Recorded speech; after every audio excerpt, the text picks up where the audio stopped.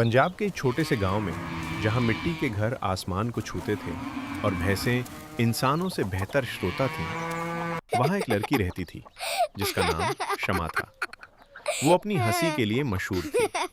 उसकी हंसी इतनी जोरदार थी कि बकरियां भी घास चबाना रोक कर सुनने लगती थीं। शमा मानती थी कि हंसी ही जिंदगी है, लेकिन जिंदगी के उसके लिए कुछ और ही प्लान थे। उसकी शादी राशिद से हुई, एक शांत आदमी, गंभीर चेहरा और खामोशी के पीछे छिपा दिल। उसकी मां को अम्मा जी कहा जाता था, एक ऐसी औरत जो मानती थी कि अच्छी बहू कम बोले और ज्यादा काम करे। सुहाग रात पर शमा ने सजे हुए बिस्तर पर मजाक किया। राशिद ने कहा, सो जाओ, कल से काम शुरू होगा। उसकी हंसी आधी में ही मर गई। एक सुबह अम्मा जी ने उसे भैंस का दूध निकालने को कहा। शमा भैंस के पास बैठी और फुसफुसाई, आज दूध दे देना, मेरी सास सोचती हैं कि मैं आलसी हूं। उसने भैंस को अपनी जिंदगी की कहानी सुनानी शुरू कर दी। गांव वाले हंस पड़े, लेकिन राशिद नहीं हंसा। उस शाम राशिद ने उसे डांटा, तुम इतनी हंसती क्यों हो? शहर की लड़कियों की तरह क्यों बोलती हो?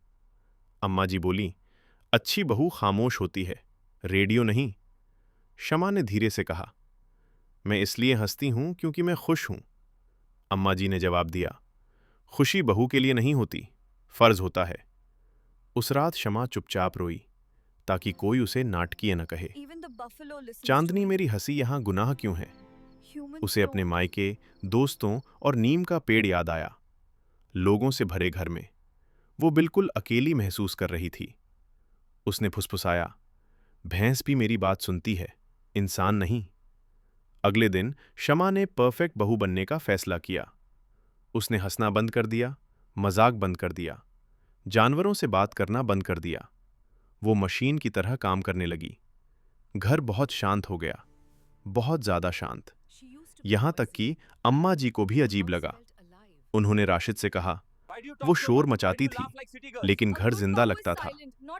राशिद के दिल में कुछ भारी सा महसूस हुआ। शाम को शमा ने चुपचाप खाना परोसा, फिर शांति से बोली, मैं इंसानों से बात करूं या भैंस अभी भी बेहतर कंपनी है? राशिद सालों बाद पहली बार हंसा।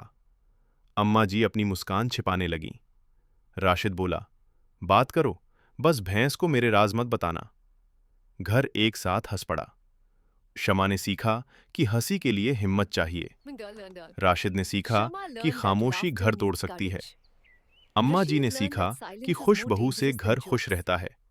और भैंस, वो हर सुबह शमा की बात सुनती रही, उस शांत गांव में उसकी सबसे अच्छी दोस्त की तरह।